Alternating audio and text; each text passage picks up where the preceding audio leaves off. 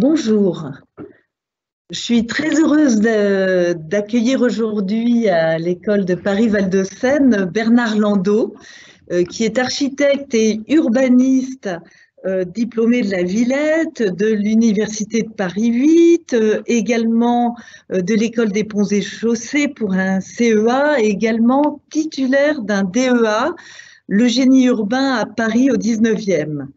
Alors, Bernard Landau a été architecte voyer de la ville de Paris pendant de nombreuses années, où il a notamment occupé différents postes à la direction de la voirie de la ville de Paris, direction de l'aménagement urbain et de la construction, direction de la construction et du logement. Il a été directeur de cabinet de Jean-Pierre Caffé en 2001-2002 et également sous-directeur de la coopération territoriale et enfin adjoint de la directrice de l'urbanisme de la ville de Paris pendant les années 2008 à 2014. Il a également exercé en tant qu'architecte urbaniste indépendant dans différentes missions d'assistance à la maîtrise d'ouvrage, en particulier sur les places du Grand Paris. Il a publié de nombreux articles et a contribué à de nombreux ouvrages, en particulier sur Haussmann, sur l'art de la voirie au XIXe siècle, la fabrication des rues de Paris, etc., au guide de l'espace public. A été chargé de cours à l'école de Marne-la-Vallée, à l'école des Ponts et Chaussées, également l'école des ingénieurs de la ville de Paris. Il est aujourd'hui très impliqué dans différentes associations, dont en particulier La Seine n'est pas à vendre. Aujourd'hui, il va vous parler de l'île Seguin, la possibilité d'une île. Je laisse la parole à Bernard Landau. Bonjour à tout le monde, merci Nathalie. Je vois que tu as été chercher mes états de service. Écoutez, je suis content de venir dans cette école et dans cet environnement. D'ailleurs, je me disais la prochaine fois, on fera une conférence sur l'environnement de l'école. Pourquoi pas. Et alors, l'île Seguin, la possibilité d'une île, pourquoi ce titre? Parce que je pense que là, on s'adresse à de jeunes générations, mais je ne pense pas qu'il y ait sur le territoire national un projet qui ait occupé autant de personnes, autant d'architectes, autant de premiers ministres, autant d'élus, et qui en est toujours à se poser la question de qu'est-ce qu'on peut bien faire sur cette île. Bon, donc l'histoire a commencé il y a assez longtemps, c'est un peu une saga. Et c'est pas inintéressant que vous découvriez, indépendamment de ce que vous apprenez à l'école, c'est-à-dire l'art de construire les villes et les bâtiments, le monde dans lequel on vous passe ses commandes et ses péripéties. Bon, alors, je ne prétends pas avoir épuisé le sujet, loin s'en faut. Il y a déjà pas mal de personnes qui se sont essayées à l'ouvrage. Mais on attend l'ouvrage sur l'île Seguin, il y a eu l'ouvrage sur la Grande Arche. On attend soit l'équipe de cinéastes, soit une bonne plume qui écrira un jour, parce que c'est une petite histoire de la République, comme nous allons le voir. Voilà. Et donc, pour démarrer, j'ai mis pas mal d'images pour que l'on visualise bien le site. Voici une photo aérienne qui est prise en 1960 de l'usine. Alors, l'usine en 1960, Renault est encore le fleuron de l'industrie automobile française. Ils n'ont pas encore fait l'alliance avec Nissan, c'est pas devenu le groupe international dont vous entendez encore parler aujourd'hui. Et le cœur de la production se passe en région parisienne. D'ailleurs, toute cette vallée de la Seine était une vallée très industrielle. Et vous avez à droite... Oui, pardon. Et vous avez à droite un petit schéma qui montre qui est réalisé par Alexandre Chemetov. Je parlerai un peu des études d'Alexandre Chemetov, qui visualise les 77 hectares qu'occupaient les usines de Renault, à la fois sur le bas Meudon, sur l'île Seguin, on va voir pourquoi l'île Seguin, et je vais surtout parler de l'île Seguin, et sur ce qu'on a appelé les terrains du Trapèze à Boulogne-Billancourt. Alors ce site, si vous voulez, est un site qui est un site important dans l'histoire de la région parisienne parce que c'était le chemin par lequel on allait de Versailles à Paris.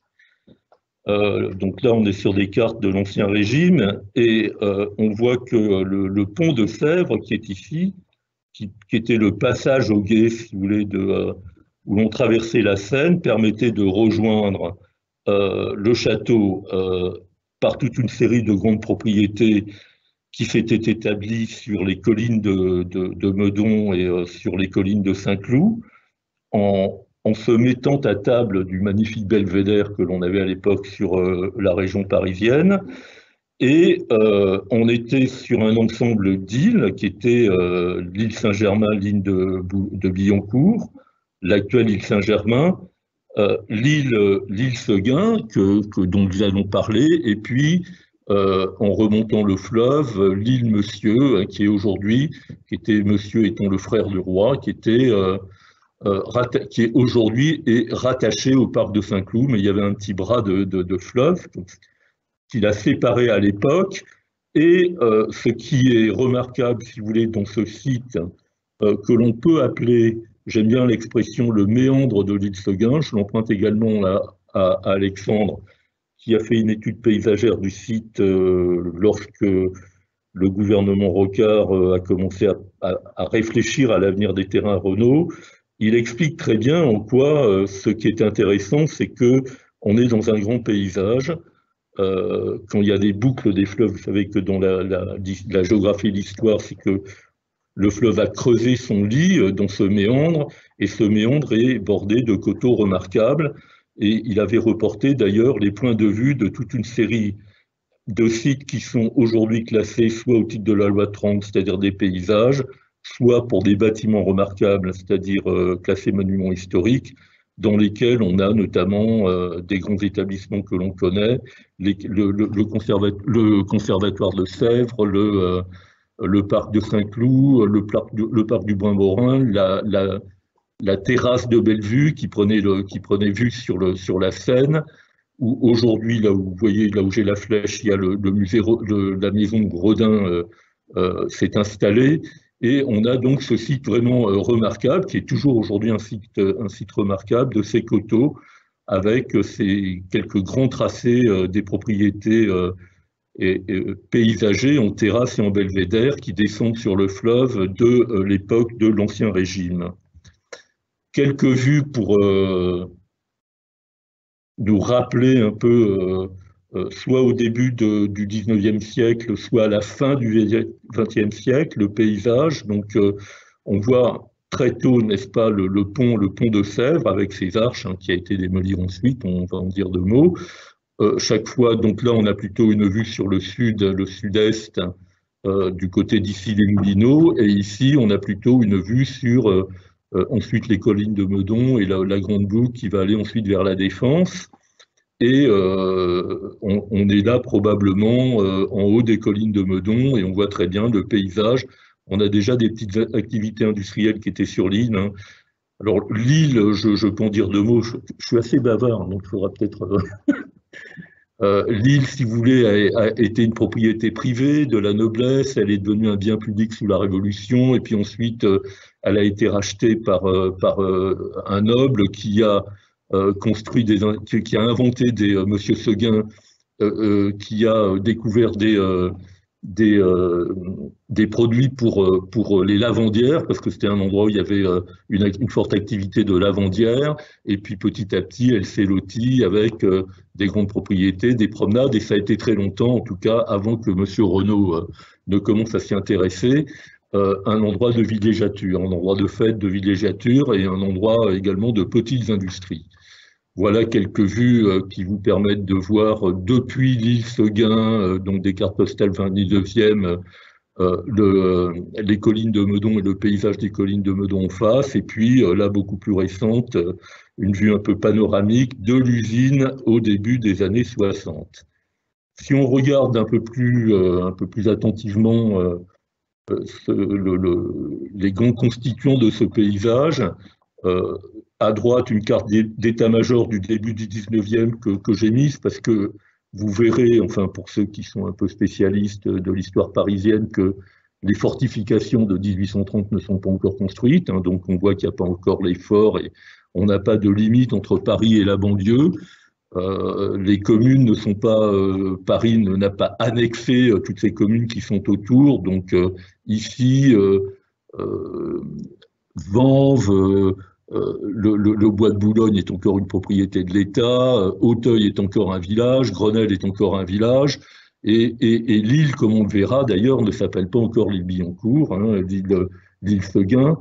Et ce que l'on remarque dans l'autre carte, il y a un atlas des paysages du département des Hauts-de-Seine qui est très très riche, on voit bien ce relief avec en même temps le système hydrologique que l'on devine, hein, qui vient avec les eaux qui ruissellent et qui viennent de couler dans ce méandre, et on voit bien la grande plaine de Billancourt. En fait, c'est une plaine assez plate, le bois de Boulogne et un peu plus haut, certainement la Défense, hein, c'est-à-dire qu'on peut deviner l'axe qui, de l'Étoile et du Louvre, mène à la Défense, et comment se constitue ce paysage du méandre de l'île Séguin. Alors, la topographie, bon, évidemment, là, on est sur des cartes qui ne vous donnent pas les mêmes cotes en longitudinal que vertical. C'est un peu, elles sont, les cotes sont plus importantes pour montrer, exagérer, ou pour montrer l'importance du relief, mais on voit bien que ça monte assez vite jusqu'à à peu près 120, 150 mètres pour redescendre ensuite dans cette plaine derrière la forêt de Meudon, pour ceux qui connaissent le site. Et d'ailleurs, pour le découvrir, il faut aller se promener, hein. Il faut vraiment le faire des bras de la Seine, sur les deux rives, mais surtout sur les coteaux. Il y a d'ailleurs des sentiers de promenade qui sont assez réputés. On trouve tout ça sur les guides. Alors là, j'ai mis des images pour encore situer le contexte. Si vous voulez, l'île Billancourt, en fait, c'était à l'époque la moitié de l'île qui est à côté. Attendez, donc, d'un coup, celle qui est sur ici, les Moulineaux. J'ai un petit trou de mémoire complètement dont j'ai parlé tout à l'heure. Oui, l'île Saint-Germain, oui, c'est-à-dire que en fait, cette île, si vous voulez, va être lotie pour y construire un certain nombre de petits pavillons, de lotissements, puis ensuite, sur sa moitié, ensuite des immeubles d'habitation de moyenne importance, et l'autre moitié de l'île Saint-Germain, ce qui est intéressant, parce que je le dis maintenant, parce que c'est un argument qui pourrait prévaloir dans les débats actuels, si vous voulez, l'autre moitié de l'île Saint-Germain était un grand terrain qui appartenait à l'armée, en fait, et dans les années 1980-1990, le Conseil général des Hauts-de-Seine a décidé d'en faire un parc et des équipements sportifs, hein. Donc, si vous voulez, le fait de construire absolument sur toutes les îles n'est pas la seule solution que l'on peut trouver sur ces îles. Donc, là, voilà, mais à l'époque, ça s'appelait, à Issy-les-Moulineaux, la moitié de l'île s'appelait l'île Billancourt, hein. Donc, vous avez à peu près au même moment, là, vous avez le début du bout de la pointe de l'île Seguin à Val, où l'on voit, parce qu'il y a une personne qui a écrit ses mémoires, qui a gardé, qui a résisté à Renault, hein, donc qui a gardé son jardin. Et déjà, Renault, au début du 19e, pardon, au début du 20e, s'installe sur le site. Bon, alors, une autre image qui montre l'usine en 1975. Qu'est-ce qu'on peut dire sur cette image, si vous voulez? C'est que l'usine a été construite pour être construite. Pourquoi? D'abord, dans l'entre-deux-guerres, Renault décide, finalement, il est allé voyager aux États-Unis, il a vu le système du Fordisme, et il comprend qu'il faut des grands plateaux pour construire des chaînes sur une étendue. L'usine fait 170 mètres de large dans sa grande largeur, plus d'1 kilomètre, 11 hectares et demi. Et le site de l'île est le site idéal, en fait, pour installer les principales chaînes de production, même si il y a des ateliers, des laboratoires de recherche et beaucoup d'autres choses qui se fabriquent sur le trapèze. Mais le gros de la production des voitures est dans les chaînes de l'île, hein, et il faut la surélever, parce que d'où cet aspect dont les façades ont été construites par Laprade, hein, un architecte assez connu, hein, qui a construit le bâtiment Morlon, dans lequel j'ai travaillé assez longtemps. Il fallait également, si vous voulez, permettre que par camion, on puisse accéder à l'île ou que l'on sorte les voitures des chaînes. Donc, il y ait un pont avec un tirant d'air qui puisse permettre aux bateaux de la Seine de passer sous le pont. Donc, on a surélevé en fait le plateau de l'île à 7-8 mètres et c'est devenu un vaisseau, une sorte de porte-avions avec dans ses entrailles et en superstructure l'ensemble des ateliers. Le bâtiment plus haut était le réfectoire des ouvriers et des cadres qui surplombaient cette usine. Et voilà. Et alors, c'est un peu anecdotique, mais si vous voulez aller le visiter, vous avez ici les jardins ouvriers des ouvriers de Renault, qui existent toujours, qui sont d'ailleurs absolument magnifiques. Hein. C'est un des plus beaux jardins ouvriers de la région parisienne, qui appartiennent aujourd'hui à Voies navigables de France. Le maire de Santigny d'Issy-les-Moulineaux aimerait beaucoup les récupérer. Donc voilà, si vous voulez, la situation de l'île au moment où, alors le Renault, l'île Seguin, c'est quelque chose qui est dans la mémoire des Français, enfin peut-être moins des jeunes générations, mais en tout cas les générations. Moi, j'ai fait la balade des étudiants avec mes collègues en 68 pour aller rencontrer les ouvriers quand nous étions en grève. Ils nous ont regardé gentiment pendant qu'ils étaient en assemblée générale dans l'usine. Mais on disait à l'époque qu'on Renault tous la France sans rhume. Enfin, c'est-à-dire que c'était le cœur du mouvement ouvrier, que ce soit au Front populaire, les grandes grèves de 1945 ou les grandes grèves de 68. Renault, plus de 10 000 ouvriers travaillaient en 3-8 dans l'usine et c'est resté très très longtemps un peu le symbole, le navire amiral, non seulement de l'industrie automobile, mais également de l'organisation de la classe ouvrière. On voit bien les banderoles, c'est le progrès au service des travailleurs, hein, c'est-à-dire on travaille, mais c'est au service de la population des travailleurs. Donc j'ai trouvé amusant de mettre, et puis on voit un peu la tronche des gens, les cadres en cravate et les ouvriers fumant leur clope et écoutant les délégués syndicaux. C'est une ambiance, hein, voilà, c'était ça Renault, si vous voulez, dans la mémoire des gens, c'est encore ça. Alors, il y a du texte, alors vous n'êtes pas obligé de lire le texte, j'ai essayé de séquencer les grandes périodes de la mutation de l'usine. C'est un choix qui m'appartient. Il y a pas mal de littérature qui est écrite sur l'histoire de la saga de l'île Seguin. Je fais un peu de pub pour mon association. Nous avons sorti une très grande newsletter où on a redétaillé tout ça avec un certain nombre de spécialistes. Pour ceux qui s'intéressent, je mets l'adresse de l'association à la fin de la présentation. Mais voilà, on peut dire qu'il y a 3 grandes périodes, si vous voulez, sur la question de l'avenir des terrains Renault. Dès la fin des années 80, Renault annonce à l'État, puisque Renault est une entreprise nationale, l'État est actionnaire majoritaire hein, de Renault, et à la fin des années 80, encore quand Mitterrand est président de la République, Renault annonce le fait que il va fermer les usines et qu'il est dans une stratégie internationale, de grands groupes internationaux. D'ailleurs, il y avait déjà tout. Alors la Seine, si vous voulez, la Seine est quand même le site où se sont installées énormément d'usines, entre autres les usines, puisqu'il y a les usines de Flins, les usines de Cléon, ensuite des usines près de Rouen de fabrication. On est dans la relation avec le fleuve et le débouché portuaire au Havre donne quand même énormément de possibilités sur la question des matériaux, du fret fluvial. Et il faut vous imaginer, si vous voulez, aussi à cette époque, pour donner un parallèle, Citroën avait ses usines dans Paris, c'est-à-dire que dans le parc Citroën, c'était des usines Citroën. Et ça, c'est pas tellement vieux, puisque quand Chirac est élu maire de Paris, il pensait continuer le front de Seine, et puis les architectes de l'UAPUR lui ont dit non, non, non, monsieur le maire, on va pas faire le front de Seine, on va faire un parc. Et Chirac a eu l'intelligence de dire mais oui, bien sûr, ils ont raison, et on a fait le parc Citroën.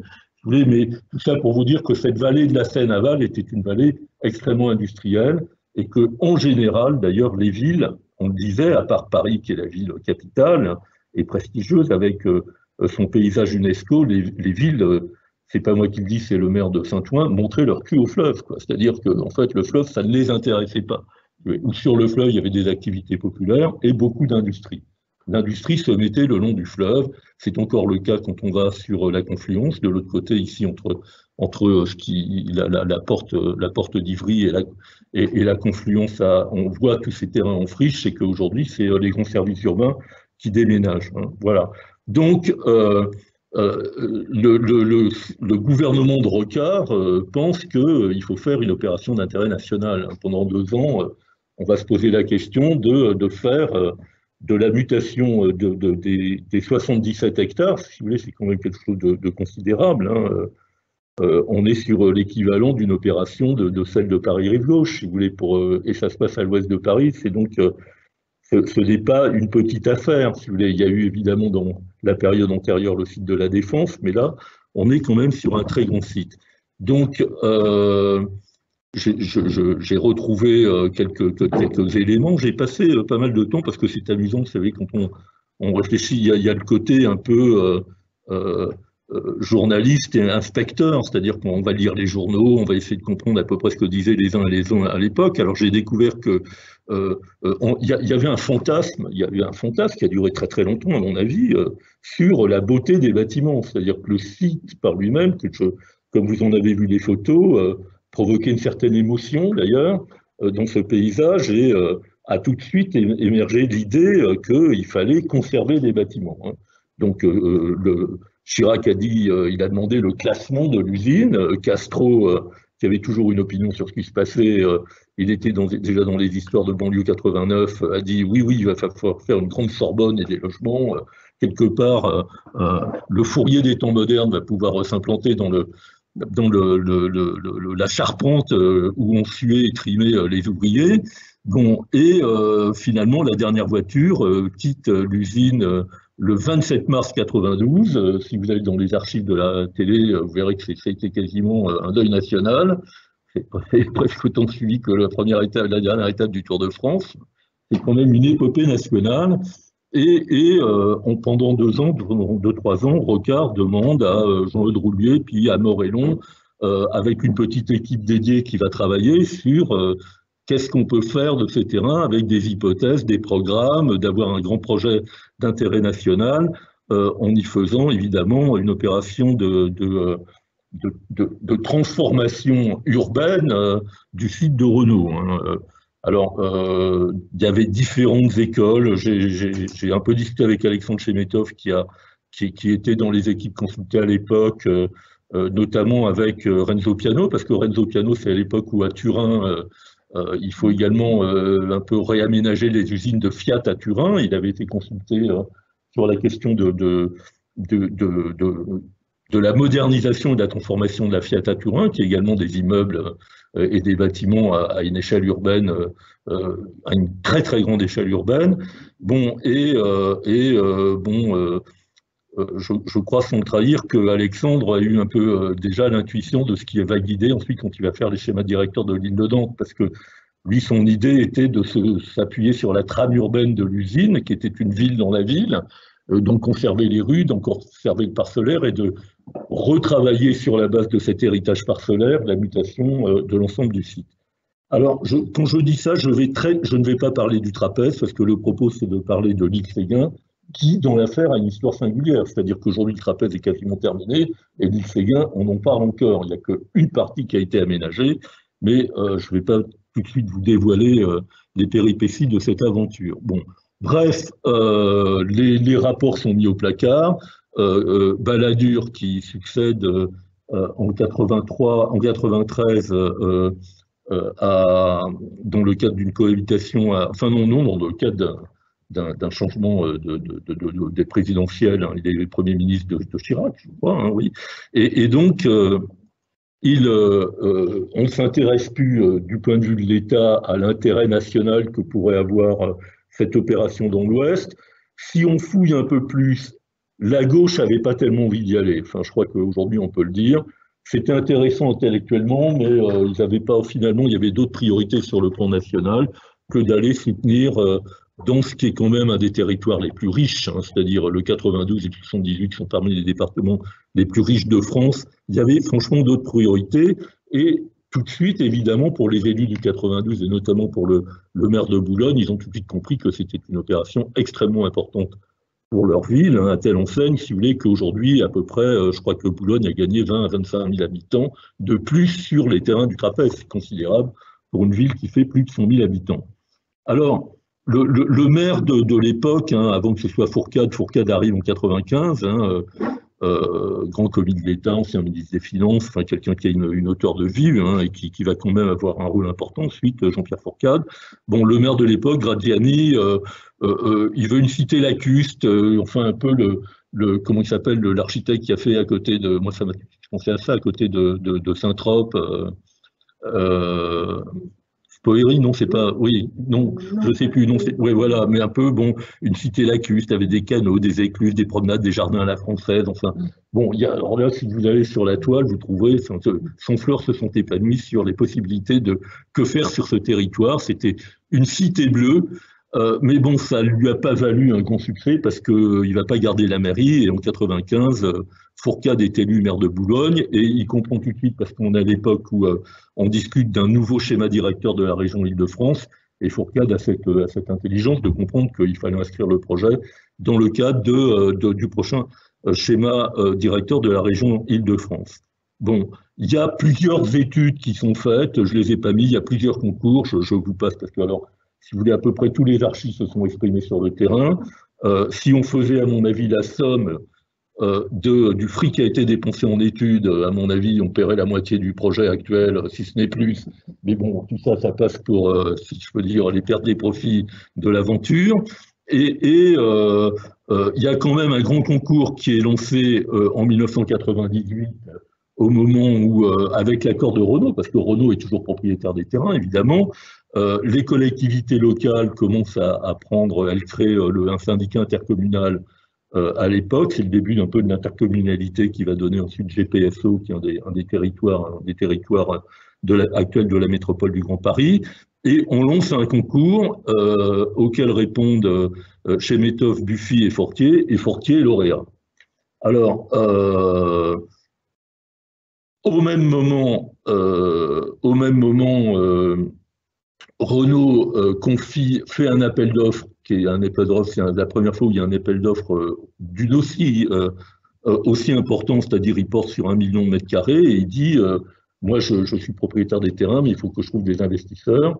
Donc je fais un appel d'offres pour savoir qui peut faire le portage de mes terrains, et est retenu DBS qui est, on va en reparler, hein, parce que DBS est toujours en piste, c'est un groupement Inès, Vinci, Nexité, ICAD, donc un petit peu de Caisse des Dépôts, et l'appel d'offres est remporté, donc Renault a donc maintenant des porteurs, si vous voulez, et il attend en fait que la ville de Boulogne fasse un schéma urbain et adopte un PLU pour pouvoir être opérationnel. Donc ça, il va attendre jusqu'en 2003, avant que ça démarre, mais entre-temps, il y a quand même ce premier concours qui est gagné par Fortier, mais malheureusement, le Fortier, pour qui j'ai beaucoup d'estime, en fait, je dois dire, parce que j'ai relu ce qu'il a écrit à l'époque, il a été victime d'une polémique malhonnête, moi je dis comme je pense, dans un article publié par Nouvelle dans Le Monde, dans lequel il a dit Boulogne assassine Billancourt, bon, parce que Fortier avait compris que on ne pourrait pas garder les bâtiments, que tout ça était pollué jusqu'à la moelle, que les conserver, dépolluer les sous-sols où il y avait eu les presses, etc. Donc il fallait raser les bâtiments pour faire autre chose. Il l'a dit, il l'a écrit, il l'a affirmé. Et alors c'est pour ça que je cite quand même, en fait, il faut bien comprendre l'état d'esprit qui a longtemps régné sur le fantasme de la forteresse sur le plan dans la tête des architectes. À mon avis, c'est parce c'est une question que je me pose toujours. Pourquoi on a toujours considéré qu'il fallait faire une nouvelle forteresse ou un nouveau geste architectural absolument à la hauteur de ce que laissait l'inconscient des bâtiments de Renault. Il y a un peu de ça. Et Fortier répond, moi j'ai été regarder l'article, il répond la ville de Boulogne et l'État ont mieux à faire qu'à se cadenasser. L'État a beaucoup mieux à faire que de se contenter de classer quand c'est ici, au Grand Paris, qu'il faudrait réfléchir. Donc Fortier, il vous répond ça quand même En 99, à l'époque où pas grand monde parlait du Grand Paris, à part quelques intellos branchés qui se disaient, bien, ça serait quand même pas mal de changer d'échelle. Et bon, ben, il a perdu, hein, le camarade Fortier. Enfin, c'est Nouvelle qui a gagné dans cette histoire sur une polémique dont il a le talent. Donc voilà quelques images, si vous voulez. Alors vous avez, j'appelais ça le temps du rêve, hein, c'est-à-dire, en fait, dans la période où Renault part, l'État se dit, oulala, il faut faire quelque chose d'intérêt national, les élus arrivent, ils comprennent, mais en fait, il n'y a pas vraiment de décision qui est prise, les acteurs se mettent en place, et j'ai mis parce que il y a de l'utopie, si vous voulez. Donc, j'ai mis 2-3 projets. Donc, en bas, vous avez la Cité bleue de la mairie de Boulogne, où j'ai retrouvé des dessins qui sont pas très parlants, mais on voit que Sonfleur s'épanouit, c'est que on est entre du post-moderne et déjà un peu de la techno. Où on passe du rock pas encore à la techno, mais au hard rock, peut-être, si vous voulez, si on prenait des parallèles musicaux. Et puis, un autre projet qui est pas mal, que Nicolas Ledoux et Mathieu Honnel qui proposent la Cité des Plaisirs. Bon, c'est-à-dire qu'ils proposent un peu tout ce qui aurait quitté la ville. C'est un peu dans l'esprit encore de l'époque. Et des projets comme ça, il y en a pas mal. Il y a l'école d'archi de Marne-la-Vallée qui passe son temps à dessiner des contre-projets sur l'île Séguin. Et en bas, vous avez le projet de Fortier, le projet de Chemetov et le projet de Buffy, qui est le projet de Fortier, c'est un projet qui est enfin, il donne des grandes masses, il trouve une figure composée, si vous voulez, notamment sur le fait de créer un grand parc. Bon, Alexandre Chemetov voulait l'ouvrir sur la Seine, lui il le crée comme ça, et sur l'île Séguin, il dit il faut respecter le site et faire quelque chose d'assez bas et très paysager, sans reste là. C'est plutôt pour fixer l'état d'esprit des programmes de ce qui pourrait être construit. Bon, alors 2000-2006, on est avec le Fourcade maire de Boulogne, et on pense toujours, si à cette époque, c'est pour ça que quand je fais la synthèse de ce que je dis sur l'époque, c'est quand même l'idée d'un projet culturel. Alors, c'est la culture et la science. Dans l'état d'esprit des gens, c'est un peu vers ça que s'oriente. À un moment donné, Sarko lance l'idée, il était très présent dans le 92, il dit on pourrait faire une grande île des sculptures. Bon, et puis il y a l'affaire Pinault. Alors, ça c'est quand même le coup de nez absolument formidable, parce que Pinault va chercher Hondo. Hein, donc, alors là, vous allez voir les bâtiments les bâtiments de l'île sont démolis en 2005, hein, c'est-à-dire là encore, tout est en place. Si vous voulez, quand on commence à discuter de ça, les bâtiments ne sont pas démolis. Donc, et Pinault se dit, mais moi je vais faire, je cherche un lieu depuis très longtemps pour faire une grande fondation d'art contemporain, et il met son dévolu sur l'île Seguin, avec un projet, il va chercher plus.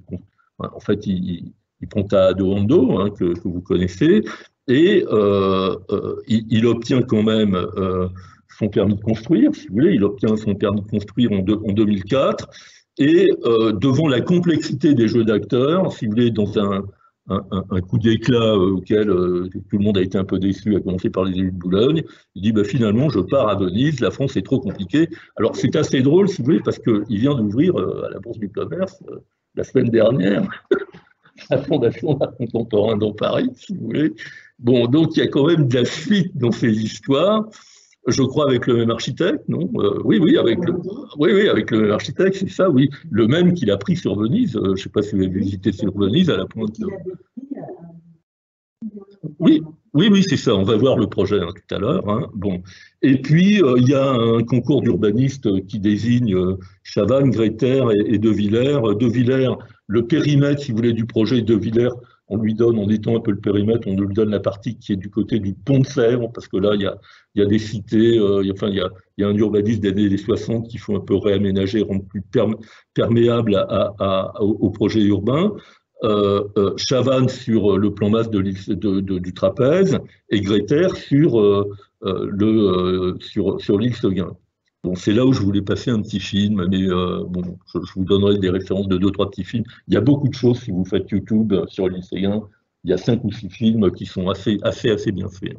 Sans parler d'un film il y a quelques films de grands cinéastes qui ont pris l'île Seguin comme cas. Donc, c'est assez couvert également par le cinéma. Bon. Et c'est aussi le moment où arrive G3A, qui est le groupement qui va être dirigé par Jean-Louis Subilo, qui développe en fait ce qui s'est réalisé sur le terrain des trapèzes, plutôt dans la continuité de ce qui commence à Lille et un peu dans l'idée des macrolots et un peu de nouvelles formes d'organisation urbaine, en prenant les principes que vous connaissez, c'est-à-dire le parc qui a été réalisé ensuite par l'agence Terre, derrière un premier fonds bâti et un redécoupage de l'ensemble des îlots. Mais je ne vais pas m'étendre sur le trapèze, parce que ce projet est plutôt, à mon avis, enfin, il est très commenté, c'est que c'est une grande réussite, enfin, c'est une réussite de l'urbanisation de la région parisienne.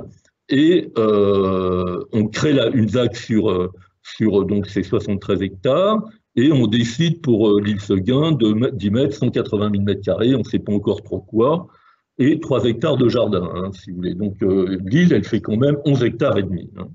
Alors c'est également en ce moment, mais j'ai pas mis les images, que on se dit bon, ok, on ne peut pas garder le bâtiment, mais on va garder la couronne qui constitue une espèce de muraille et qui pouvait faire une enveloppe que l'on revisiterait comme un belvédère continu qui fait le tour de l'île. Donc il y a cette idée qui est proposée, qui est une assez belle idée, et un concours qui est gagné par Stéphane Maupin, qui fait un grand promenoir qui a une certaine épaisseur et qui vient enserrer l'ensemble de l'île. Et à ce moment-là, il y a Devine qui est très tôt sur le sujet, propose, et cette idée est retenue, de faire un jardin central, un jardin expérimental, un jardin éphémère de 3 hectares et demi, et déjà des passerelles qui permettent, soit côté Meudon, soit côté Trapèze, d'avoir une première liaison avec l'île. Alors, en 2005, c'est la fin de la démolition de l'ensemble des bâtiments de l'île, et Dominique de Villepin, à l'époque, lui aussi s'intéresse, tout le monde s'est intéressé à l'île Seguin. Donc, il propose d'y faire un centre européen de la création contemporaine, et il auditionne, mais sans suite. Alors, là, je mets quelques images, donc voilà, j'ai pas trouvé mieux, hein, sur le plan d'honnêteté, je m'en excuse, mais c'est assez documenté.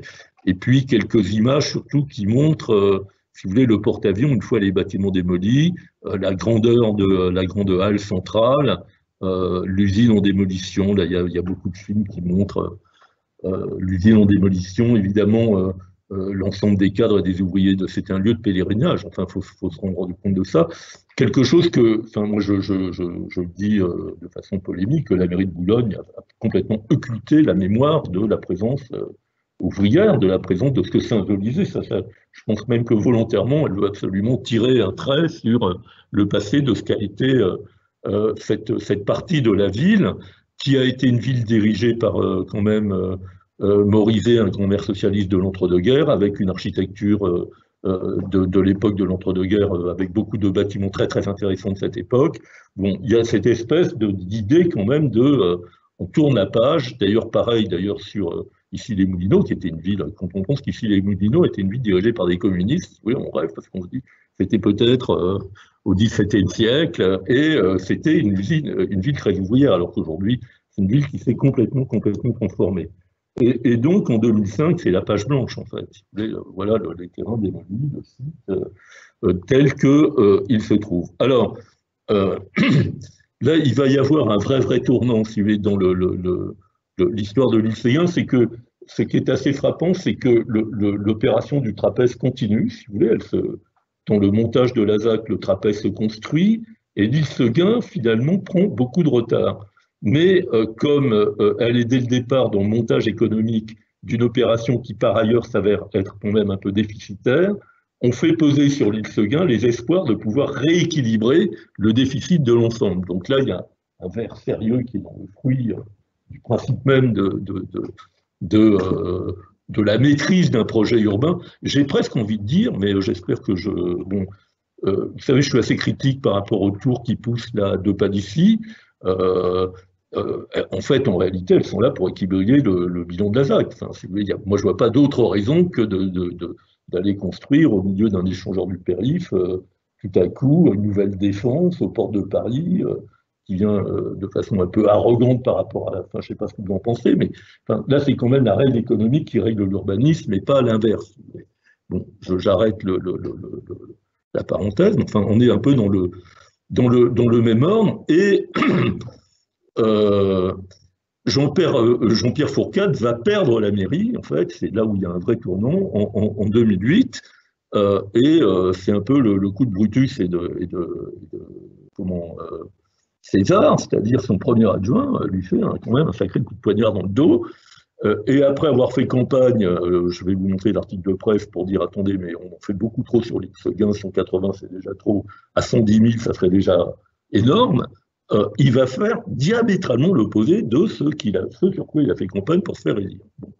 Et donc il appelle Nouvelle. Donc Nouvelle est nommé architecte coordinateur de l'ASAC en 2009.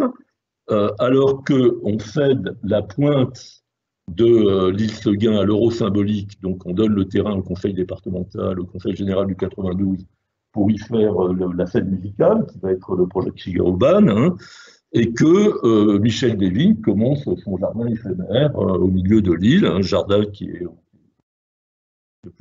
Il aura duré 7 ans. Et Nouvelle présente son projet au conseil municipal de Boulogne, que je vais vous montrer. Et là, c'est le tollé général, c'est Jean Nouvel assassine Boulogne. Il prévoit des tours avec 375 000 m², si vous voulez, quelque chose d'assez surprenant quand on regarde le projet rétrospectivement.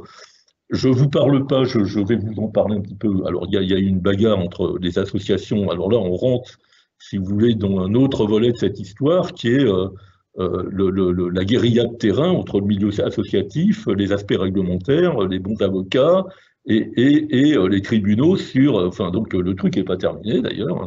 Ça aussi, à mon avis, c'est un cas d'école intéressant pour tous les experts en droit et qui veulent faire des brillantes carrières dans le monde des avocats sur les questions d'urbanisme. Voilà, ils peuvent étudier les questions. Et donc, on a 2 PLU qui vont être alignés. Il refait un deuxième projet avec des variantes que je vais vous montrer également, arrive quand même sur l'attractivité du site avec le choix du gouvernement de Christian Blanc et de Sarkozy de construire le grand métro. Ça change quand même pas mal de choses. L'idée d'avoir la ligne 15 qui a une métro au pont de Sèvres, là où on est en connexion avec la 10 ou la 12, non la 12, oui la 12 au pont de Sèvres, ce qui est quand même quelque chose d'important. Et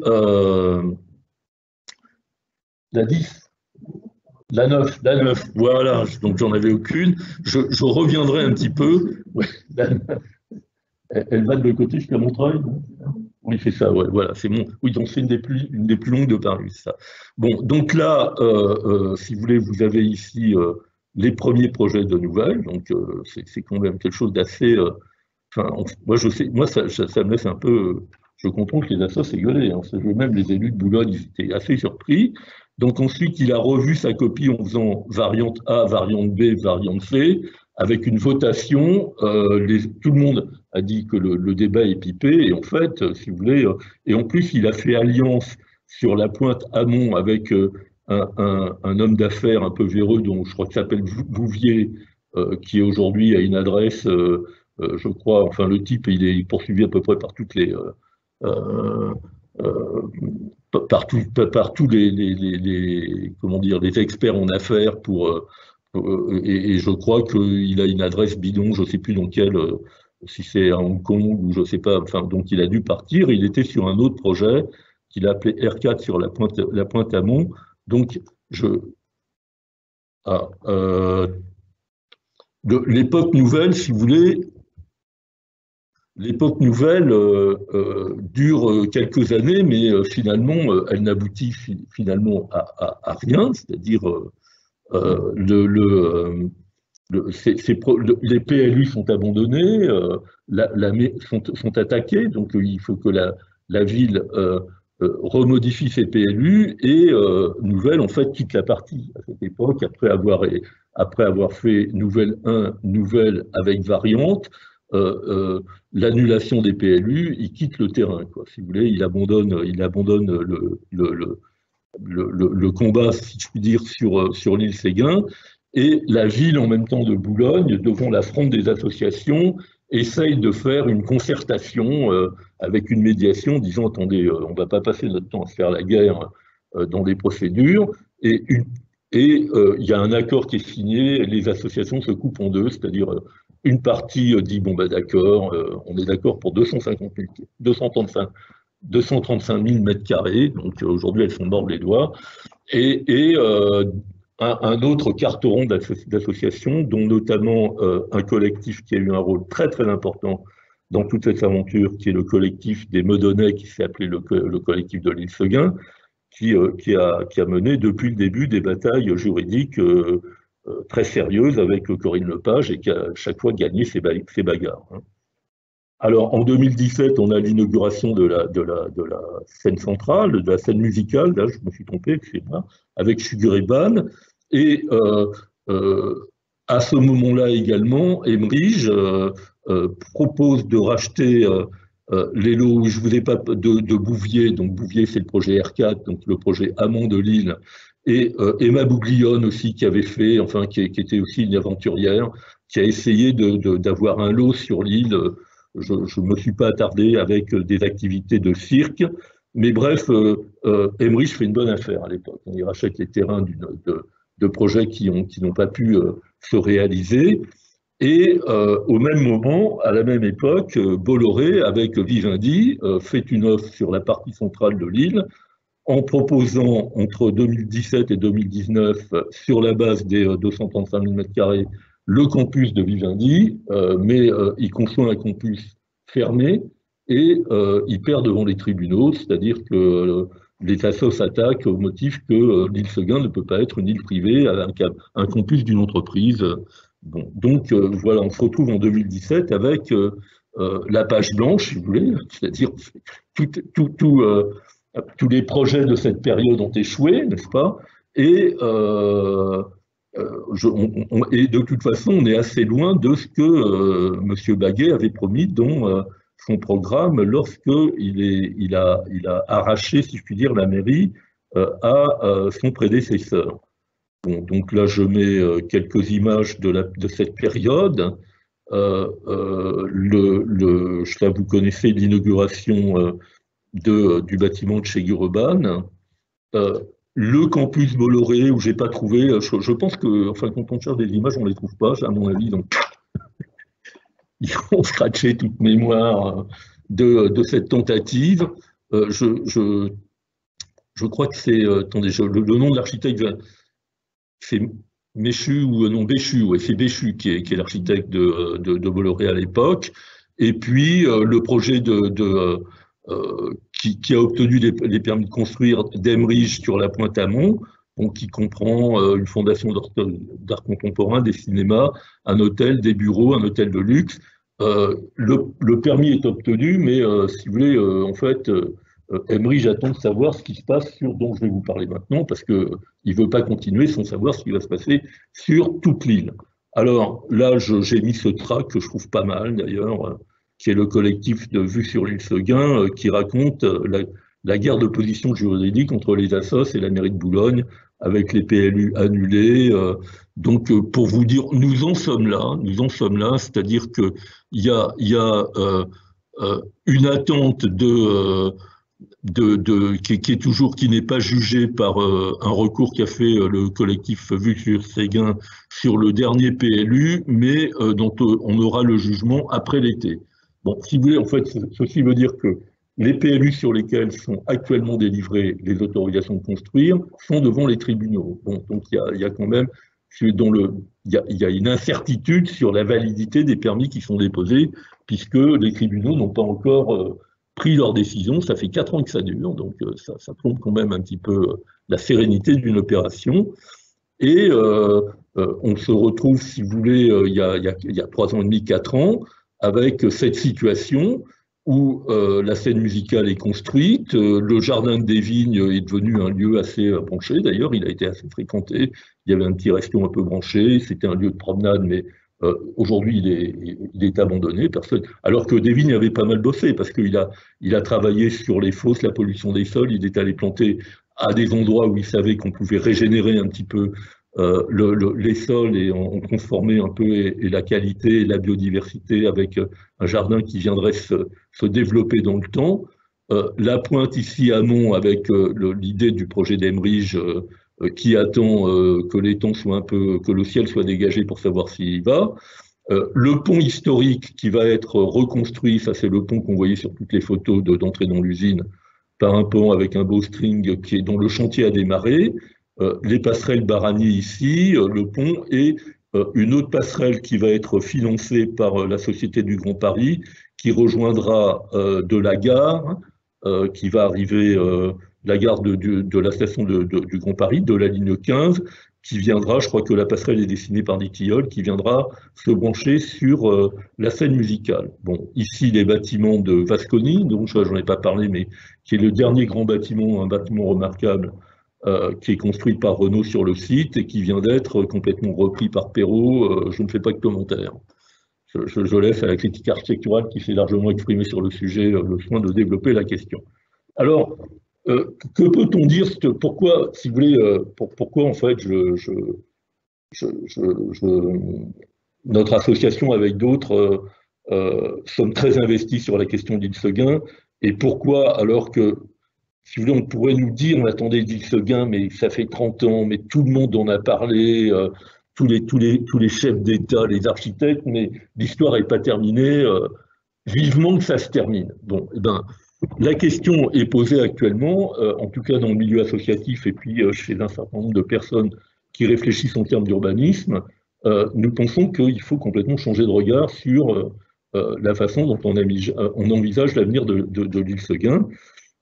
C'est-à-dire que à l'heure du réchauffement climatique, à l'heure où certains parlent d'un urbanisme bioclimatique, construire sur les villes, ça se réfléchit pas de la même façon, surtout quand on est au milieu d'un fleuve, puisque jusqu'à maintenant on a beaucoup parlé de bâtiments, mais on n'a jamais parlé du site, du paysage et du fleuve, c'est-à-dire on est quand même sur une île qui par définition est un élément de nature au milieu d'un autre élément de nature qui est un fleuve, et qu'il faut probablement reparler de l'île Seguin au regard de deux choses. La première chose, c'est que c'est une île, et la deuxième chose, c'est que ce n'est pas un problème local. C'est-à-dire que tant que cette question restera discutée dans le cadre étriqué financièrement, qui est une vraie question, si vous voulez, parce qu'il y a 300 millions à trouver quand même pour trouver l'équilibre. Alors, est-ce que c'est 300 ou 240 personnes, n'en sais rien, mais enfin bon, voilà, la question est posée, et que la seule ville de Boulogne ne peut pas, à elle seule, sauf à faire de grosses bêtises, à notre avis, pour l'avenir, résoudre cette équation.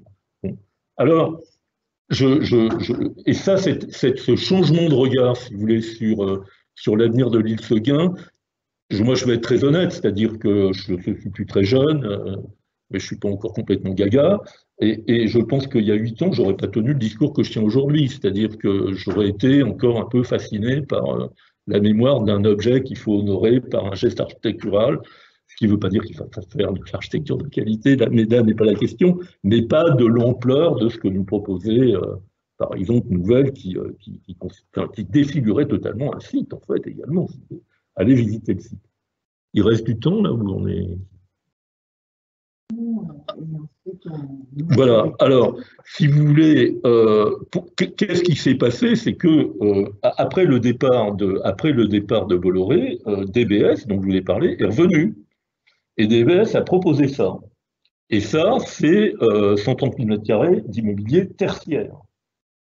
Donc, en fait, du bureau sur l'île Seguin, si vous voulez. Donc ça, c'est un projet qui a été déposé au printemps dernier, dont les enquêtes publiques ont eu lieu cet été, l'été dernier, donc toutes les assos ont déposé des recours sur recours sur recours, dont les permis ont été accordés, ils ont été accordés au mois de novembre 2020, et dont les permis ont été tout de suite attaqués au motif que, je vais un peu développer les arguments, mais cerise sur le gâteau dans la saga, au mois d'avril, M. Baguet, maire de Boulogne, a viré DBS et a dit maintenant je vais continuer avec Bouygues. Non, là, on est, je sais pas, on est dans du Molière, enfin, je veux dire, c'est de rebondissement en rebondissement. Bon, donc, personne ne sait aujourd'hui ce que Bouygues va faire et quel est le contrat qui est passé entre Bouygues et la mairie de Boulogne. DBS, avec qui je discute de temps en temps, parce que de par mes relations professionnelles, si vous voulez, j'ai rencontré pas mal de monde, donc tout ça, on se connaît, et c'est d'ailleurs, ils m'ont appelé, ils m'ont dit, Bernard, on est viré. Bon, donc, alors que, attendez, la question n'était pas une critique sur l'architecture, il a pris les meilleurs architectes. Le plan masse est fait par Port-Zampar, la coordination, enfin, on a à peu près toutes les luttes d'architecture qui construisent les bâtiments, mais là n'est pas le sujet. La question qui était posée, c'est est-ce qu'on transpose sur l'île un morceau de l'urbanisme du trapèze, parce que c'est ni plus ni moins que de prendre un morceau du quartier et de le poser sur l'île.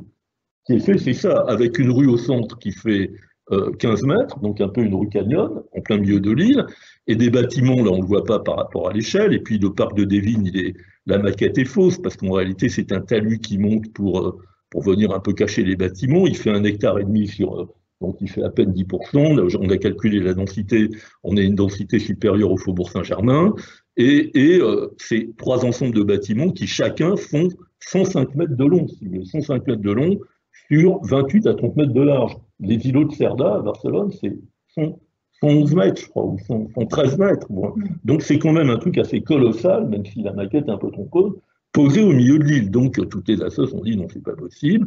Et alors pour quels arguments? Si vous voulez, les arguments, c'est que l'île n'est pas un terrain à bâtir, n'est pas qu'un terrain à bâtir, a fortiori un terrain à bâtir d'immobilier tertiaire, dans un département qui croule sur l'immobilier tertiaire. On va voir quelles sont les conséquences sur le plan de l'immobilier tertiaire, du développement du télétravail et de la crise que nous subissons actuellement. Donc on va assister à un rebattage des cartes chez tous les investisseurs sur les bureaux. Je ne nie pas que certains aient très envie de venir sur les feuillants, c'est extrêmement bien placé, et il y aura preneurs. Mais est-ce pour autant ce qu'il faut faire sur l'île Séguin? Donc premier argument. Deuxième argument qui est beaucoup plus important, si vous voulez, qui est d'ordre écologique. Alors en France, on est un peu en retard là-dessus. Mais les Allemands ont compris, il y a plusieurs villes en Allemagne qui disent réchauffement climatique, fleuve, couloir de ventilation, comment construit-on en fonction des vents? Le vent, permet, lorsqu'il est au contact avec la végétation, de filtrer les particules et donc de diminuer des effets sur la pollution. Et 2, le vent en période de canicule au contact de l'eau fait baisser de 2 degrés la température. Alors, imaginons la canicule et ce qu'il faut dépenser en climatiseur sur tous les territoires traversés par l'île, parce que par rapport à l'augmentation de la température et le coût énergétique des climatiseurs, alors qu'on a un climatiseur naturel qui est le vent, qui permet de faire cette économie. Donc là, si vous voulez, le paradigme change. On change les critères sur la façon dont on réfléchit au fondement d'une opération d'urbanisme. Donc ça, donc on attaque également les arrêtés loi sur l'eau qu'a donné le préfet pour le plan environnemental, parce qu'on ne peut pas d'un côté avoir les lois climat et tout le fin, puis de l'autre côté, concrètement, faire complètement le contraire. Et puis, il y a une question de grand paysage, si vous voulez. Alors, je vais vous montrer les images, mais incontestablement, après tout ce que je vous ai raconté au début sur la beauté du site, son paysage, etc., c'est une barrière visuelle qui de façon irrémédiable, abîme dans la durée un paysage qui est entre Notre-Dame et la Défense, la première grande boucle au sein de la Seine, où on a un paysage remarquable. Donc, aujourd'hui, le paysage, plus personne n'en parle. Alors que la Seine est peut-être le premier des paysages des territoires qu'elle traverse, et que c'est un paysage qu'il faut. Donc quand vous dites paysage, vous dites en même temps biodiversité, écologie, ce sont des choses vertueuses, et tout ça, ça marche ensemble. Donc, c'est un peu ces questions-là, si vous voulez, qui sont dans les débats actuels que mènent les associations. Donc, on a fait des montages en montrant les volumétries en transparence du paysage actuel qu'elle cache, des rives. Donc ça, on s'en rend tout à fait compte. Il y a d'autres informaticiens qui ont fait des petits films pour tester les volumétries quand on se promène avec un drone un peu dans le contexte, où là, on prend la photo du panorama de la maison de Rodin sur l'actuel paysage, et voilà avant-après ce que ça donne, si vous voulez. Donc, il y a incontestablement une question de fond qui se pose, si vous voulez, que ce soit DBF ou Bouygues, sur l'avenir de l'île Séguin. Alors, bon, il y a des mobilisations qui ont lieu sur place, à peu près. Nous avons eu la visite de M. Berne, qui a été très très bien d'ailleurs, je dois dire. Assez sympa, moi, vu à la télé, il me semblait un peu non, mais très bien. Bon, Bayou, enfin, etc. Et bon, je vais terminer, si vous voulez, alors, par cette phrase que j'aime bien, qui est qu'a écrit Patrick Bouchain dans un numéro qui fêtait les 50 ans de AMC. Il a dit avant Renault, il y avait Lille. Si Lille était nécessaire au développement de l'activité industrielle de Renault, est-elle nécessaire au développement de l'activité de quelques promoteurs? Plutôt que de démolir pour reconstruire, ne pourrait-on pour une fois créer le mouvement inverse et rendre à la nature au XXIe siècle ce que l'industrie lui a volé au XIXe et XXe? Donc c'est cette discussion que nous souhaitons ouvrir, si je puis dire, les associations avec les élus. Enfin, on en appelle plutôt à une conférence régionale de l'île Séguin parce que nous pensons que c'est un sujet qui ne peut pas être résolu au plan local. Et nous allons voir, je dirais, l'histoire n'est pas terminée et vos contributions sont bien sûr les bienvenues.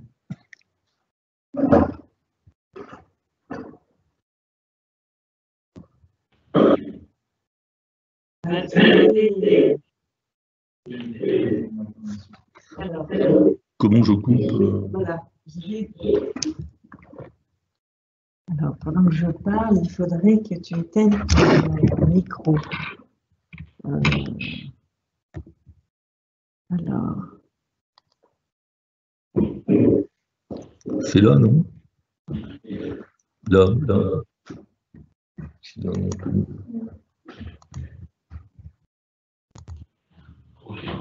Voilà, excusez-nous pour... alors, non, bah, c'est l'inverse, alors tu vas laisser le micro. Voilà, on est en ce moment dans une salle de cours avec quelques étudiants et... Voilà, on est dans une salle de cours en ce moment avec quelques étudiants présents et donc on va éventuellement donner la parole aux étudiants qui souhaitent poser des questions à Bernard.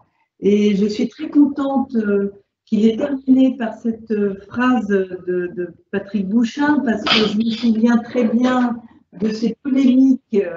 Alors, tu l'as daté de novembre de 2018. Moi, je me souviens de polémiques qui datent, je crois, de 2009 ou quelque chose comme ça au moment du projet de nouvelle et d'un article qui avait vraiment retenu mon attention où il se demandait pourquoi on ne redonnait pas l'île Séguin à la nature. Et j'avais vraiment trouvé que son propos avait quelque chose d'un peu visionnaire, mais de très juste à cet endroit-là. Et je trouve que tout ce que tu as raconté, en commençant par le paysage et en terminant finalement par le paysage, avec ces images magnifiques, ces peintures des bords de Seine, et ces villégiatures, et effectivement toute l'histoire de l'île Séguin avec son occupation par les usines Renault, puis tous ces projets de promotion où effectivement le moindre mètre carré doit absolument être rentable. Aujourd'hui, après cette pandémie, est-ce qu'on peut imaginer un autre avenir pour l'île Séguin? C'est la question posée aujourd'hui. Donc, je demande peut-être, je donne la parole aux étudiants. Est-ce que vous avez quelques questions? Quels sont les points qui vous questionnent, puisque nous travaillons actuellement sur des projets situés sur le trapèze. Il reste encore une parcelle libre sur le trapèze et on travaille sur un habitat en hauteur, une cité-jardin verticale. Et donc, par rapport à nos préoccupations, d'une part, dans le cadre de ce projet, mais également par rapport à à ce paysage du Grand Paris. Est-ce qu'aujourd'hui, vous avez une opinion ou quelles sont les questions que vous vous posez sur l'île Seguin?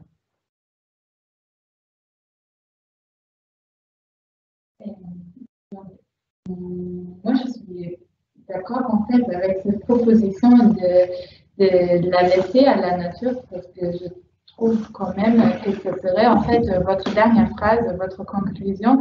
Ça m'a beaucoup parlé parce que je trouve ça, c'est une logique très bien en plus parce qu'on devient de plus en plus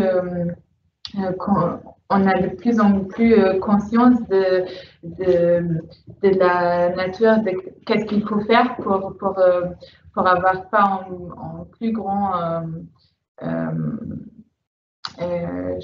changement de la température et tout. Donc, je trouve ça en fait une très belle pensée. Je me suis demandé une chose parce que c'était une usine avant, donc j'imagine que la terre est vraiment très polluée. Donc, qu'est-ce qu'il est en fait possible de construire et qu'est-ce qu'il est possible de faire en tant que nature? Oui, comment on peut planter sur l'île actuellement? Je réponds? Oui. Alors, Renault était engagé à dépolluer. Okay. Mais il n'a pas dépollué partout. Enfin, on sait qu'il y a des endroits où encore c'est pollué, notamment sur l'île. Dans le projet actuel, tel qu'on l'a vu, il y a deux grands parkings. Donc, il y a quand même l'idée d'excaver. Donc, il y a un vrai travail, je trouve, mais là, c'est en tant que concepteur, si vous voulez, c'est que cette île a pour particularité d'être surélevée par rapport au fleuve, elle n'est pas dans l'état d'origine. Bon, c'est quand même une contrainte réelle.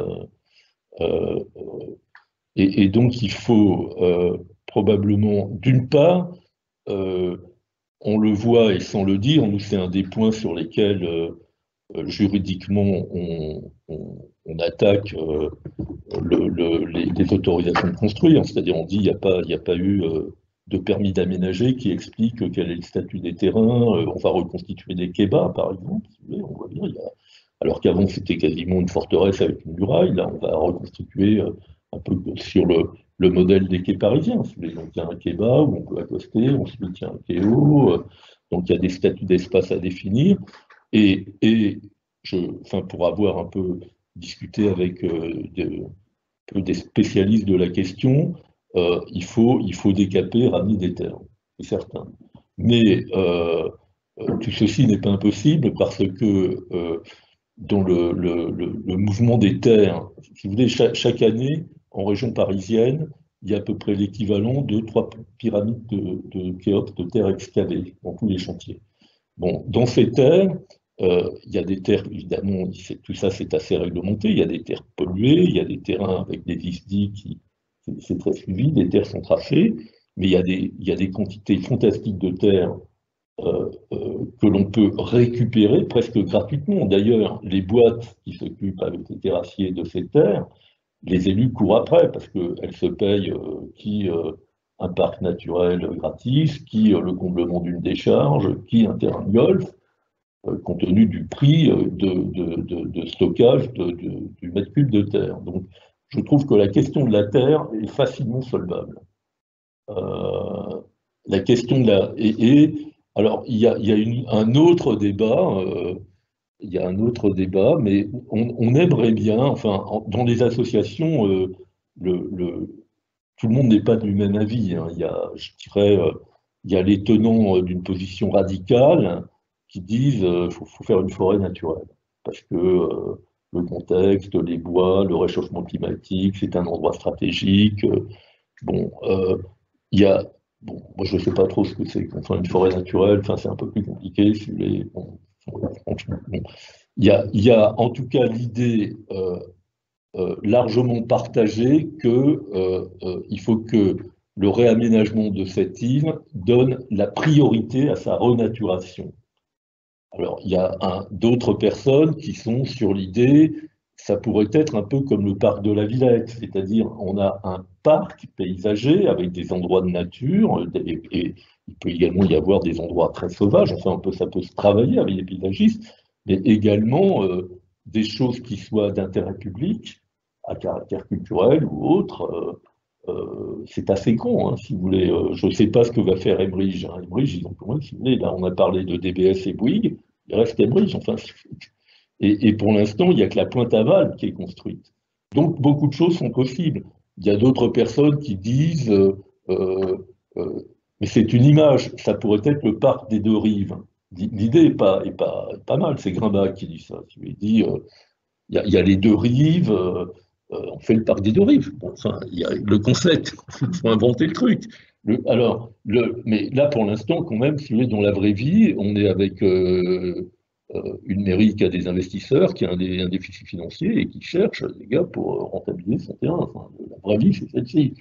Donc, on souhaite lancer un débat public. En fait, on aimerait lancer une conférence citoyenne, un débat public, pour créer un rapport de force et un mouvement.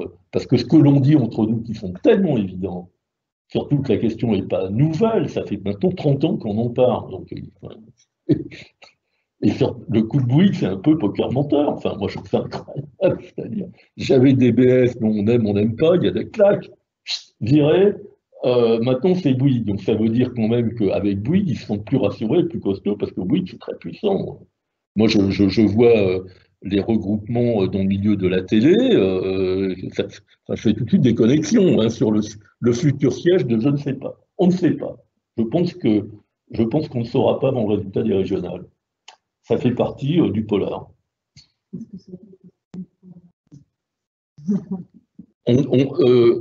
Si je regarde précisément ce qui serait intéressant de savoir, parce qu'il y a quand même des accords juridiques, si vous voulez, Bouygues, s'il fait une proposition à la mairie de Boulogne, il faut savoir sur combien de mètres carrés il a fait une proposition.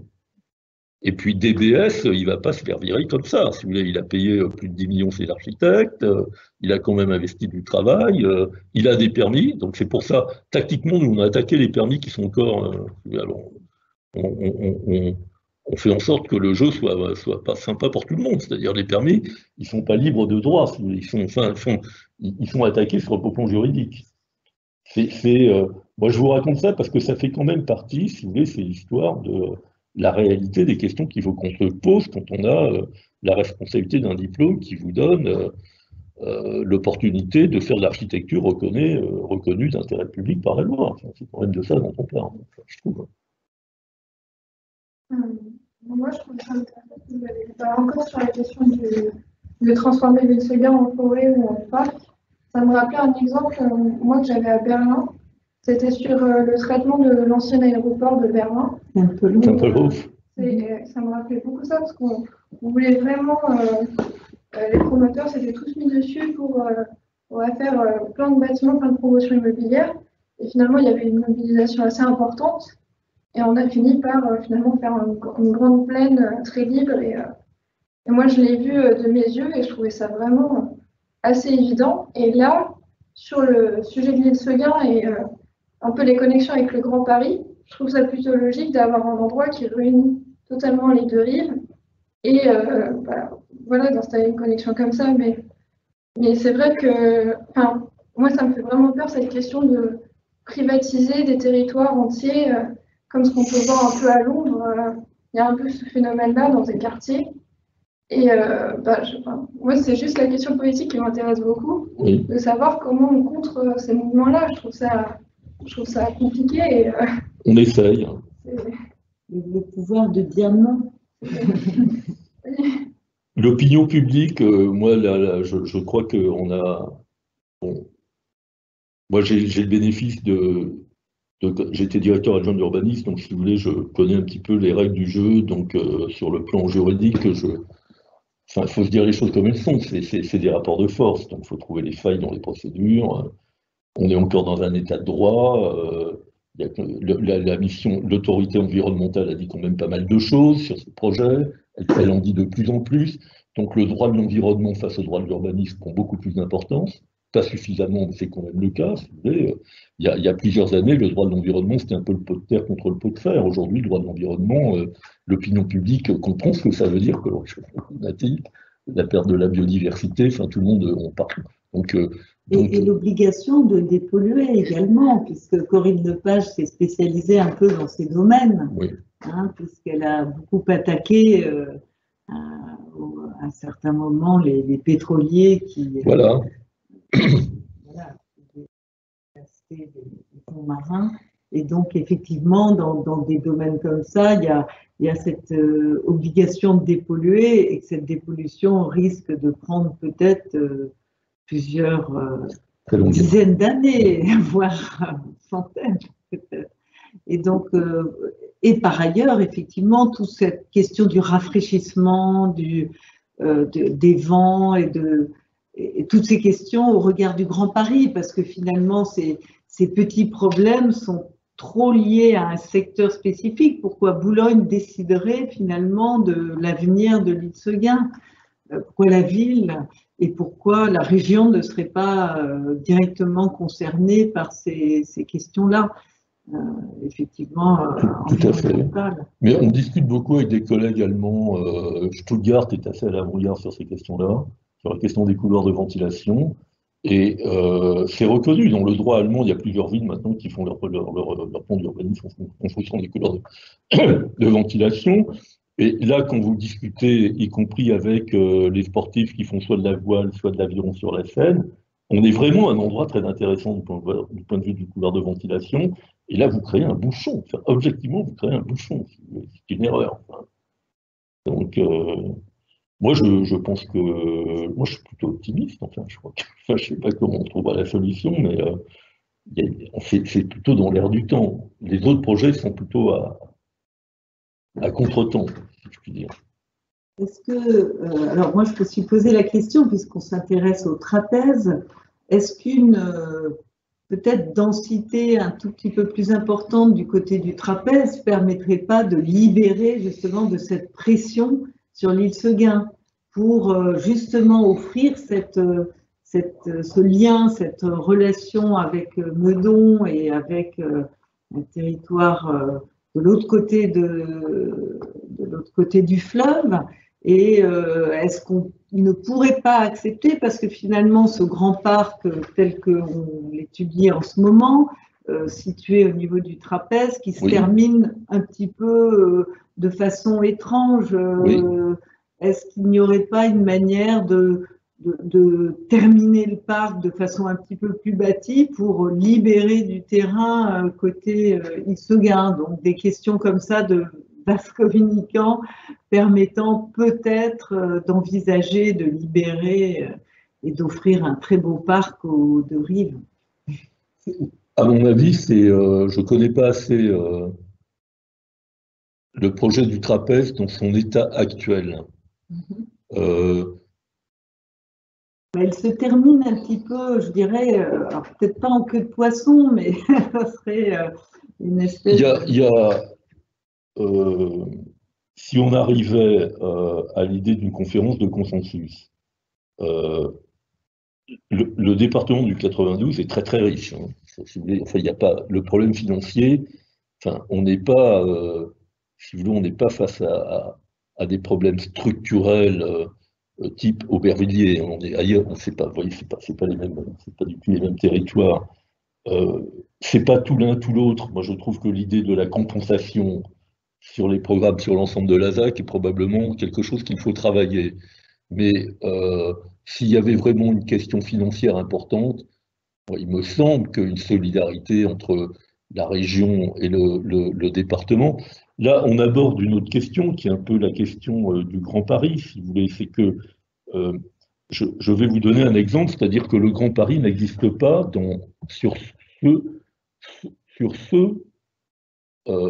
sur quoi il pourrait être utile et servir. C'est-à-dire qu'il y a des choses, mais je ne vois pas comment, enfin, continuer comme ça, on fonce dans le mur. Je vous donne un exemple. Donc, quand je travaillais à la ville de Paris. Donc j'ai été, comme tu l'as dit, pendant 7 ans, j'étais sous-directeur de la coopération territoriale. Donc on a travaillé sur les docks de Saint-Ouen. Donc je ne sais pas si vous connaissez les docks de Saint-Ouen. Les docks de Saint-Ouen, il y a un parc de 12 hectares en bord de Seine. Bon, ce parc de 12 hectares, la mairie de Saint-Ouen ne pouvait pas se le porter toute seule. C'est pas possible, il n'a pas le fric. C'est exactement la même question qui se passe à la Confluence à Ivry. C'est exactement la même question. Mais à l'époque, mais c'est il n'y a pas longtemps, c'est il y a 15 ans, il y a eu un contrat particulier entre la région, la ville de Paris, l'État et la ville de Saint-Ouen, pour que la ville de Saint-Ouen puisse faire un parc de 12 hectares, ce qui n'était pas du luxe de faire un très joli parc, qui est fait en plus de façon inondable, enfin il est très intelligent, c'est l'agence Terre qui l'a faite. Bon, la ville de Paris, de son côté, était un gros propriétaire foncier sur les terrains de Saint-Ouen, puisqu'elle avait les emprises du SICTOM, de la CPCU, d'anciennes usines électriques. Donc elle a négocié à un prix vraiment très attractif la cession de son foncier en le dépolluant à la ville de Saint-Ouen. La région a filé du prix pour faire le... Vous voyez, c'est-à-dire qu'il y avait une solidarité des institutions du Grand Paris, quelque part, qui jouait. Aujourd'hui, chacun fait son trou de ses toits et se démerde comme il peut. Enfin, la question politique, c'est celle-ci. C'est qu'il y a vraiment on ne comprend pas, moi je ne comprends pas pourquoi l'île Seguin n'est pas un projet d'intérêt métropolitain. Et on trouverait très facilement une solution à cette question-là. Parce que, enfin, c'est pas un problème insurmontable. Vous avez d'autres questions? Oui, moi j'ai une question justement qui vient avec le débat qu'on a commencé. Je trouve qu'une réponse plus modeste, justement, dans ce lieu remarquable, donnerait, je pense, plus grande qualité, justement, au lieu. Mais je me disais, une île, par essence, en fait, c'est une enclave. Et comment est-ce que vous avez des idées de réponse urbaines ou paysagères, justement, pour relier cette île, imaginons qu'on est dans l'idée de faire un parc, à la ville? Mais il y a 4 ponts. Ben oui.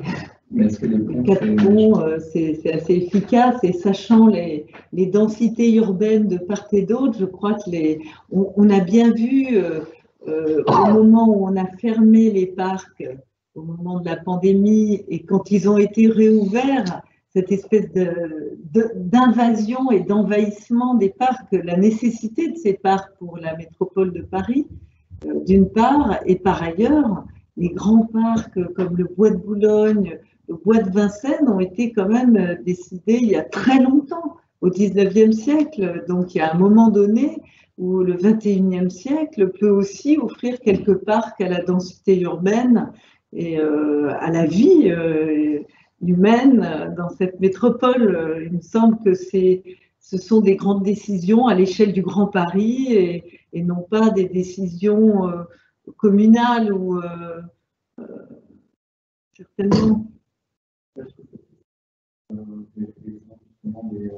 Des parcs Javel qui se trouvent justement dans une balade déjà existante des quais de Seine. Oui. Et ces quais qui, quand on étudie justement ce semestre, sont sous-exploités. Donc l'idée, ça serait quoi? Ça serait de venir en voiture et se garer, ou est-ce qu'il y aurait peut-être la possibilité de balade Alors il y a plusieurs choses. Enfin, je suis content que vous posiez cette question parce que il y a la continuité des modes doux en bord de Seine.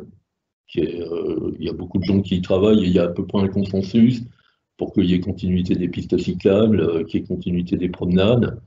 Alors c'est plus ou moins vrai. Puis il y a un autre aspect, moi, que je trouve d'avenir. D'ailleurs, je vous invite à en faire l'expérience le 12 juin. Voilà, c'est que il y a le transport public des voyageurs sur la Seine, dont personne ne s'occupe. Parce qu'il alors qu'il y a des jeunes qui se remuent pas mal chez les bateliers, qui font d'ailleurs une conf de presse, je crois, le 4 ou 5 juin. C'est drôle d'ailleurs, parce qu'ils ont constaté que il y a eu le projet Voguéo qui n'a pas marché, en fait. La RATP a essayé de faire un projet, ça n'a pas marché, parce qu'on l'a conçu comme un transport des voyageurs. Mais en fait, un transport fluvial de passagers sur la Seine, je crois que ça marcherait parce qu'il y a une demande des gens pour le transport, pour la balade, pour les loisirs, pour les week-ends, pour aller d'un endroit à un autre. Il y a un projet d'ailleurs qui est à peu près dans les clous, enfin pas dans les clous, dans qui est étudié entre la ville de Saint-Ouen, la Défense et un partenariat avec la ville de Paris. Et puis, il y a une nouvelle génération de gars qui ont fait des écoles de bateaux et de marine qui viennent de Hollande, parce que les Hollandais sont très en avance sur ces questions-là. Ils ont des bateaux qui sont non polluants, qui sont un peu plus rapides, qui sont très adaptés sur des bateaux qu'on ne sait pas faire. Parce que jusqu'à maintenant sur la Seine, quand vous regardez, vous écoutez ce que raconte Voies Navigables de France ou le port autonome, ils ont privilégié soit le tourisme de masse sur les bateaux-mouches, soit les QSP, c'est-à-dire qu'ils ont beaucoup d'argent pour faire des belles balades entre Le Havre et Paris sur des gros bateaux. Mais tout ce qui est le côté sortie des enfants des écoles, apprentissage, rapport au fleuve, qui est une autre temporalité aussi.